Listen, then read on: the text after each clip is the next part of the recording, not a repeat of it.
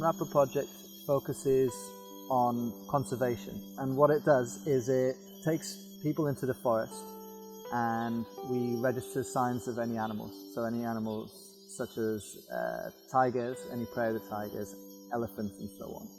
And we're creating a sort of database with this information that we then send off to other organisations. When a volunteer comes to stay here in the Merapoh project, a vast number of activities. We will do catwalks, which is a day in the jungle documenting animal activity. Last 5 years since my cat started and Ecoteer started, about 200 snares has been deactivated, and then this year there were only 2 snares found.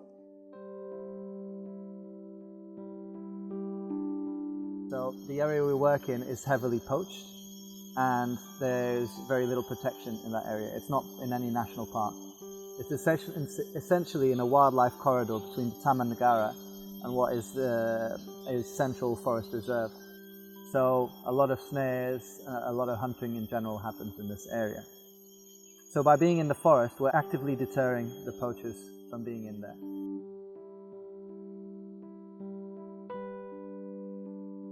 We then go into the local caves. So Merapoh is in an area full of limestone karst massives, so there's a lot of caving potential. So by bringing volunteers into these caves, we're actually creating some sort of income for local tour companies who take people in there, and we're showing to the local government that these caves have more of a value being kept intact rather than destroyed.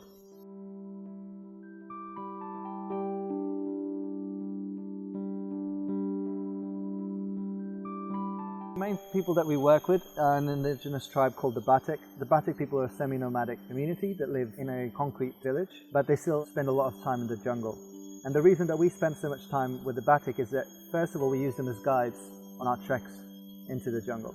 And we use their knowledge to know where certain animals could be, which certain signs of animals are from what animal, and also where certain times the poachers are more active and so on.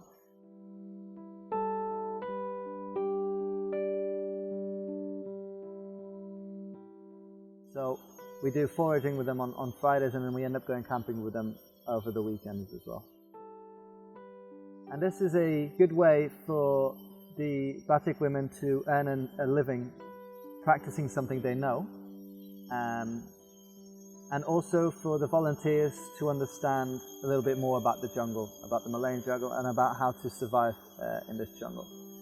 We'll cook with them, we may even build a traditional shelter, just generally have a bit of a laugh. And it's fantastic. Ginger chicken cooked in bamboo, best thing you'll eat in Malaysia.